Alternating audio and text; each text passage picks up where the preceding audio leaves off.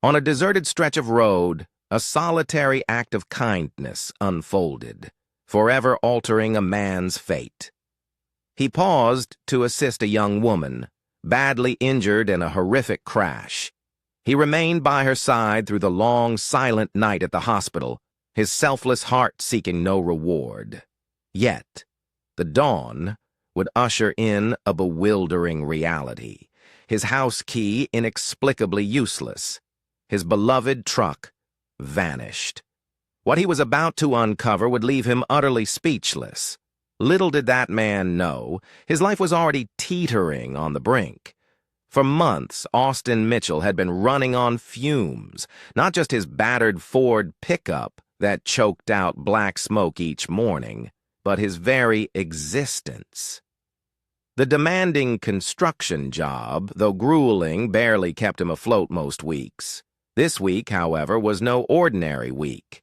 The eviction notice, crumpled and menacing, lay where he'd violently tossed it that morning onto his passenger seat.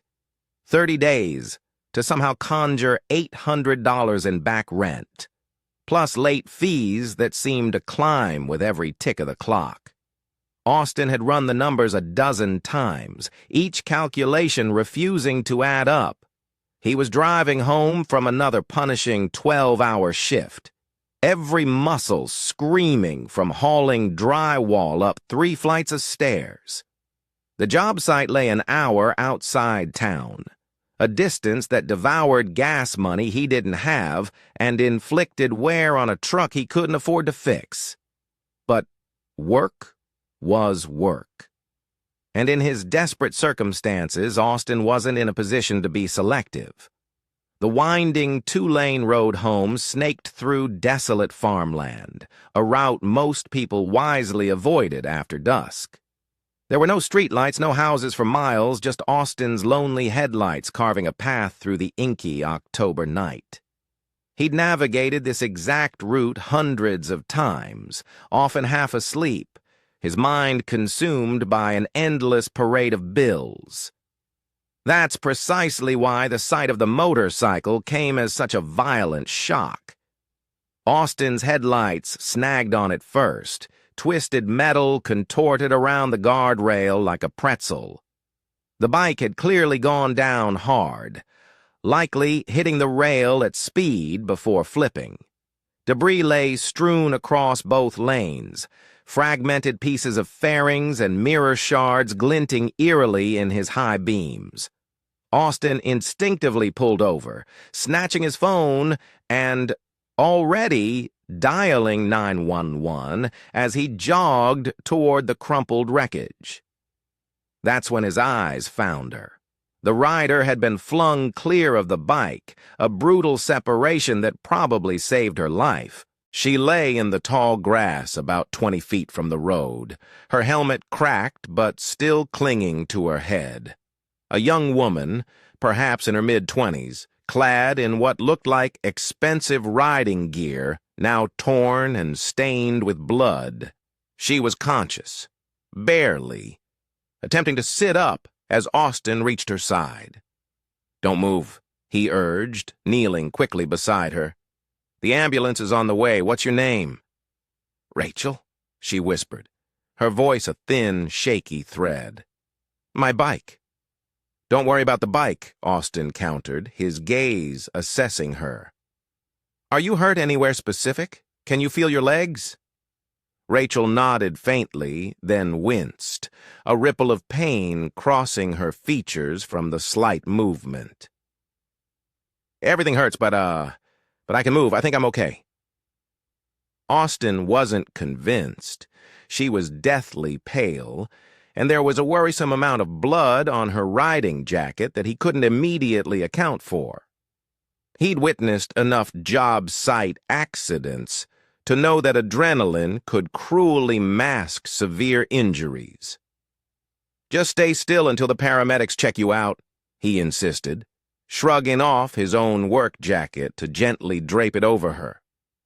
"What happened?" "Dear," Rachel murmured, her eyes closing. "Came out of nowhere. I tried to avoid it and lost control. Austin scanned the immediate area, but saw no sign of any animal. It was just Rachel, her mangled motorcycle, and endless miles of deserted road stretching in either direction. If Austin hadn't stumbled upon her when he did, she might have lain there all night. 20 minutes later, the wail of an ambulance pierced the stillness, quickly followed by a state trooper. While paramedics attended to Rachel, the trooper took Austin's statement. Rachel was more lucid by then, answering questions and moving her limbs as instructed. All good signs. "Looks like she got lucky," the trooper remarked to Austin. "Could have been a lot worse." Austin watched as they carefully loaded Rachel onto a stretcher. As they wheeled her past, her eyes met his.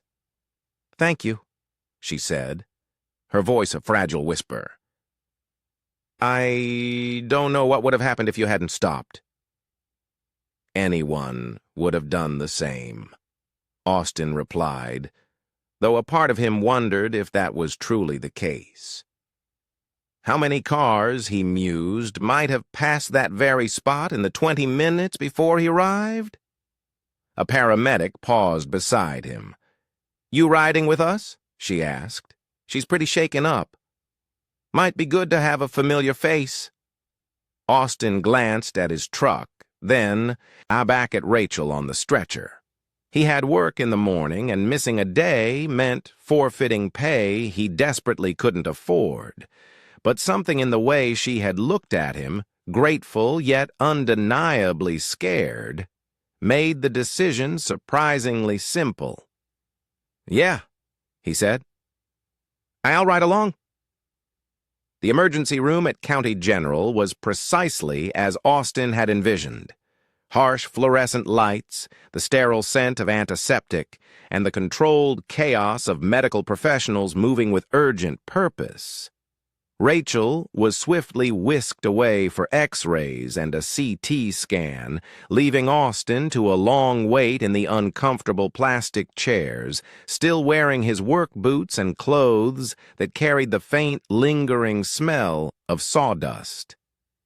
He must have drifted off because the next thing he knew, a doctor was gently shaking his shoulder. "Mr. Mitchell? Austin Mitchell? I'm Dr. Peterson. You came in with Rachel." Austin nodded, straightening. "How is she?" "She's going to be fine," Dr. Peterson assured him. "Concussion, some deep bruises, road rash on her arms and legs, but no broken bones, no internal bleeding.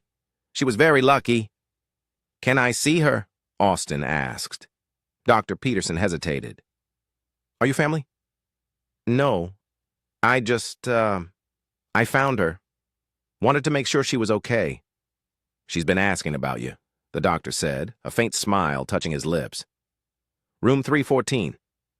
Austin found Rachel sitting up in bed, looking remarkably better than she had on the side of the road. Someone had cleaned the blood from her face, and her natural color had returned. She smiled weakly when she saw him. "You're still here?" "Wanted to make sure you were all right," Austin replied, stepping further into the room. "The doctor said I can go home tomorrow," she told him. "My father's flying in from Chicago." She paused, then added, "I never got your last name." "Mitchell. Austin Mitchell." Rachel extended a hand, a small, pale gesture. "Rachel Blackwood. And I owe you more than I can ever repay." Austin took her hand, surprised by how small and fragile it felt in his own calloused grip. "You don't owe me anything. I'm just glad you're okay." They spoke for a few more minutes. Rachel inquired about his work. Austin asked about her motorcycle. She was somewhat vague about her profession, simply stating that she worked for her family's business. The expensive riding gear and the fact that her father was jetting in from Chicago hinted at significant wealth, but Austin, ever respectful, didn't pry. When visiting hours drew to a close, Austin bid Rachel farewell and began his long journey home. It was nearing midnight, and he had to be at the job site by 7:06 a.m. The drive back felt unusually prolonged, his mind replaying the harrowing accident, wondering what different turn his life might have taken if he'd chosen another route home. Austin was utterly oblivious that his simple, compassionate act was about to irrevocably reshape his entire world. The next morning dawned dismally and rapidly spiraled into worse. Austin's alarm, usually a jarring sentinel, remained stubbornly silent. His phone, which had succumbed to an empty battery sometime during the night, lay forgotten and unplugged. He jolted awake at 6:45 a.m., leaving him barely enough time to scramble into yesterday's work clothes and race against the clock to the job site. His foreman, Dave, was visibly displeased. "This is the third time this month, Mitchell." "I know, I'm sorry, my phone died and—" "I don't want to hear excuses. We've got a deadline and I can't have guys showing up whenever they feel like it." Austin spent the entire day working at double pace, desperate to compensate for his lost hours, hauling materials and running errands for those who had arrived promptly. By quitting time, his back screamed in protest, and his hands were raw and splintered from the coarse lumber. The drive home was a weary blur of exhaustion and gnawing worry. Missing work meant missing pay. Missing pay meant sinking even further behind on rent. Austin was so lost in his dismal financial calculations that he almost didn't notice the critical problem until he stood directly at his apartment door. His key simply wouldn't turn. Austin tried again, convincing himself he must be tired, perhaps inserting it incorrectly, but the key that had faithfully opened this lock for 2 years now stubbornly refused to fit. He examined it closely under the dim porch light, wondering if he'd somehow mistakenly grabbed the wrong key ring. No, these were the same keys he carried every single day. He walked around to the parking lot, seeking a moment to clear his muddled head. And that's when the second jolt hit him. His truck wasn't in its usual spot. He'd parked it right here this morning, hadn't he?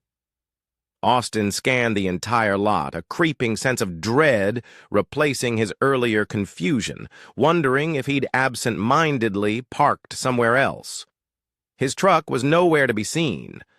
A cold, heavy knot began to form in Austin's stomach. He hurried back to his apartment door, tried the uncooperative key again, then knocked, a futile echo in the silence. No answer. The windows were dark, and when he cupped his hands to peer through the glass, he couldn't see any of his familiar furniture. "Excuse me? Are you Austin Mitchell?" Austin spun around, startled to find a woman in a crisp business suit standing directly behind him. Mid-40s, carrying a sleek briefcase, she looked utterly out of place in his run-down apartment complex. "Yeah, that's me. Who are you?" "I'm Patricia Walsh from Hartman Property Management. I've been trying to reach you all day." The name struck a chilling chord. Hartman was indeed the management company that owned his apartment building. Austin's heart sank, a heavy weight in his chest. They'd finally done it. Changed the locks and thrown his meager belongings out. "Look, I know I'm behind on rent, but I've got most of it." Patricia held up a hand, stopping him. "Mr. Mitchell, I think there's been some confusion. Could we talk somewhere private?" Austin gestured around the deserted parking lot. "This is about as private as it gets. Just tell me, did you evict me? Is that why I can't get into my apartment?" Patricia smiled, a reaction that utterly baffled Austin. "Mr. Mitchell, You haven't been evicted, quite the opposite, actually. What do you mean? Your lease has been bought out. All your belongings have been moved to your new residence. I have the keys right here. She reached into her briefcase and produced a set of keys, gleaming against a new leather keychain. Congratulations, Mr. Mitchell. You're a homeowner. Austin stared at the keys as if they were snakes. I'm sorry, what? Someone has purchased a house for you outright. No mortgage, no payments. It's yours. Free and clear. That's impossible. I don't know anyone with that kind of money. There has to be some mistake. Patricia consulted a sleek tablet she'd pulled from her briefcase. Austin Mitchell, 28 years old, works construction for Morrison Brothers, drives a 2015 Ford pickup. Were you at County General Hospital last night visiting a patient named Rachel Blackwood? The pieces of the puzzle began to click together in Austin's mind, but they formed a picture so utterly improbable that he couldn't quite believe it. How do you know about that? Because Ms. Blackwood's family hired us to locate you. Apparently, you helped her after a motorcycle accident and then disappeared before they could properly thank you. Austin felt a sudden dizzying rush. They bought me a house. Just for stopping to help. Mr. Mitchell, do you know who Rachel Blackwood is? She said she worked for her family's business. Patricia's smile widened. Her family's business is Blackwood Development Group. They're the largest real estate developers in the state. Her father, David Blackwood, owns more property than almost anyone between here and Chicago. The world seemed to tilt sideways beneath Austin's feet. He instinctively grabbed the porch railing to steady himself. He bought me a house because I called an ambulance? You did more than call an ambulance. According to the hospital staff, you stayed with her all night. You missed work to make sure she was safe. Her father was very impressed when he heard the story. Patricia extended the keys and a thick manila envelope toward him. The address is in there along with the deed and some other paperwork. Your truck is in the driveway. Mr. Blackwood noticed it needed some work, so he had his mechanics give it a complete overhaul while the movers were handling your furniture. Austin opened the envelope with hands that trembled slightly. The address was in Riverside Heights, a neighborhood he'd driven through countless times, but never, not once, dreamed of living in. Houses there started at $500,000. This can't be real? I assure you it's very real. Mr. Blackwood also wanted me to give you this. Patricia handed him a pristine business card. If you're ever interested in a career change, Blackwood Development is always looking for good people. Someone with your character would fit right in. Austin stared at the card. Assistant Project Manager, Blackwood Development Group. Then he looked back at Patricia, confusion etched on his face. I don't understand. I just did what anyone would do. Mr. Mitchell, she said, her voice gentle but firm. Miss Blackwood was lying on that roadside for almost 30 minutes before you came along.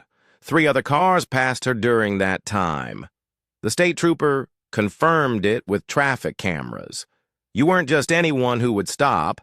You were the only one who did. 20 minutes later, Austin stood in the driveway of a house that now belonged to him. It wasn't a mansion, but it was easily the nicest place he'd ever lived.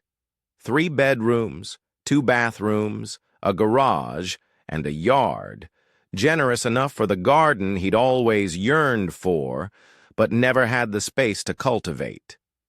His truck, parked in the driveway, gleamed, looking better than it had since the day he bought it.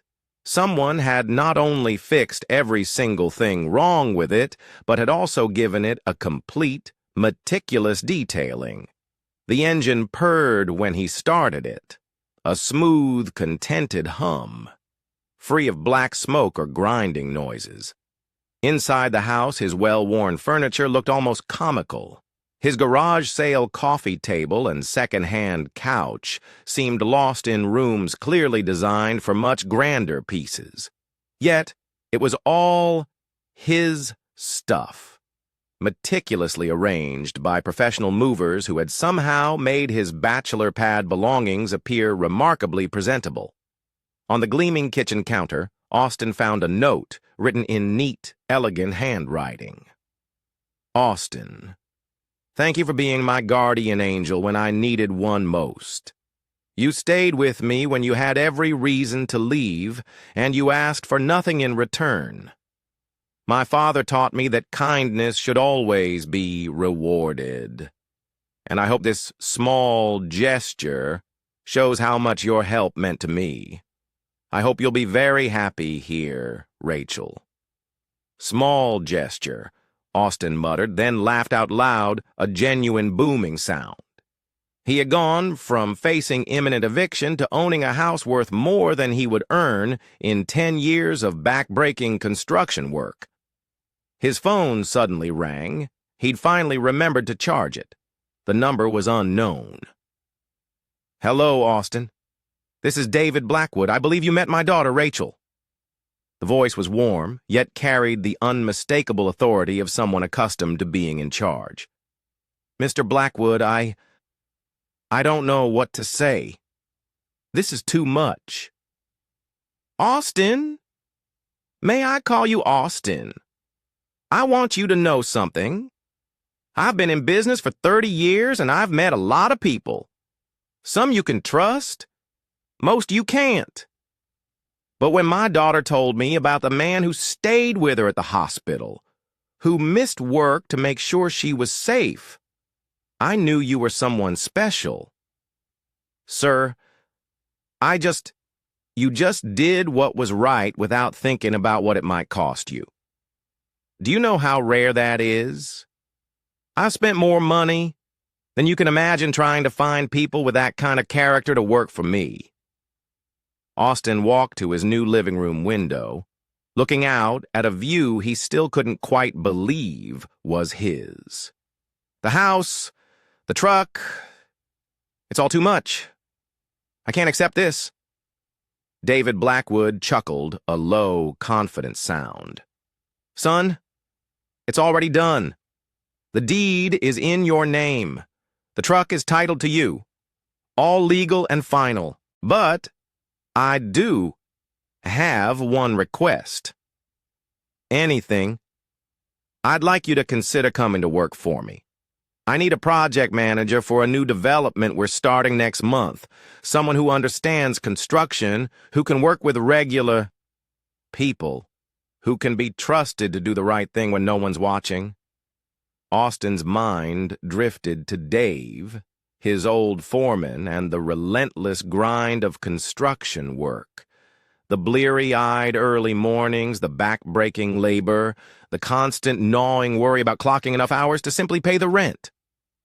What would it involve? He asked, his voice barely a whisper. Overseeing construction crews, making sure projects stay on schedule and on budget. Being my eyes and ears on job sites. It pays 3 times what you're making now, plus health insurance and a company truck. 3 times his current salary. Austin felt an overwhelming urge to sit down. Mr. Blackwood, I don't have any management experience. Austin, you made a split-second decision to help my daughter when you had every reason to keep driving. You stayed with her for hours when you had nothing to gain and everything to lose. That tells me more about your character than any resume ever could. That evening, Austin sat on his new back porch sipping a beer and trying to process the dizzying cascade of events that had transformed his life. Just 24 hours ago, he'd been facing eviction. Now, he owned a house and held a job offer that promised to utterly change his future. His phone buzzed, A text from an unknown number. "Hi, Austin. It's Rachel. Dad told me you might come work for us. I hope you say yes. The company needs more people like you. P.S. I'm back on the bike with extra protective gear this time. Thank you again for everything." Austin typed a reply.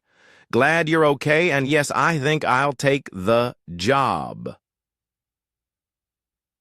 3 months later, Austin was managing his first major project, a residential development poised to bring affordable housing to families who needed it most. It was challenging work, demanding his full attention and effort. But every evening he went home to his own house, drove his own truck, meticulously building a life he had never dared to imagine possible. Rachel occasionally stopped by the job site, riding a new motorcycle, but now opting for the main roads instead of the secluded backcountry routes. She had become a genuine friend, and through her, Austin had met other members of the Blackwood family business. Good. People who treated their employees fairly and genuinely believed in giving back to the community. Sometimes, on his way to work, Austin would drive past his old apartment complex. The building looked smaller than he remembered, shabbier. He'd even received a letter from the new tenant, thanking him for leaving the place so clean. It was funny how quickly his old life had begun to feel like someone else's story entirely. 1 year after the accident, Austin was promoted to regional project manager, overseeing developments across 3 counties. David Blackwood called him into his office that day, not for a meeting, but for a celebration. "1 year ago, you stopped to help a stranger," David said, raising a glass of champagne. "You had no idea who she was, what it might mean for you, or even if she'd survive. You just did what was right." Austin looked around the conference room at the Blackwood development team, people who had become like family to him, who had supported his remarkable transition from construction worker to manager, and now to a leader. "You know what I've learned?" he began. "This year," Austin said, his gaze sweeping across the faces of his new colleagues. "Stopping that night wasn't about Rachel being your daughter or your family having money. I stopped because someone needed help, and I was the only one there to give it." David Blackwood's smile broadened, a deep satisfaction in his eyes. "And that, Austin, is exactly why you're here today." Later that evening, Austin stood in his backyard grilling dinner and watching the vibrant hues of the sunset paint the sky. The house now truly felt like home, filled with furniture that perfectly fit the rooms and pictures adorning the walls, snapshots of the rich, fulfilling life he had built. His phone rang. An unknown number, just like that pivotal call from David Blackwood a year ago. "Hello? Is this Austin Mitchell, the Austin Mitchell who stopped to help a motorcycle accident victim last year?" Austin's heart skipped a beat. "Yes, that's me. Who is this?" "My name is Jennifer Walsh. My son was in a car accident last month and a construction worker stopped to help him. The boy didn't get the man's name, but he mentioned you when we were talking about how strangers can change your life." Austin smiled, a warmth spreading through him. "How can I help you, Mrs. Walsh?" "I just wanted to say thank you, not just for what you did, but for the example you set. My son has been volunteering with the fire department since his accident. Says he wants to be the kind of person who stops to help." After Austin hung up, a profound realization washed over him. That was the real reward. Not the house, or the prestigious job, or even the entirely new life, though he was immeasurably grateful for all of it.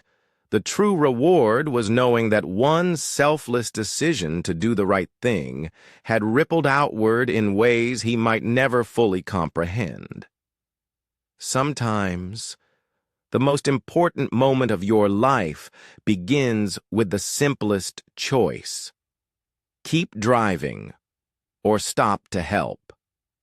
Austin had learned that the difference between those two choices wasn't just about what happened to you. It was about who you became because of it.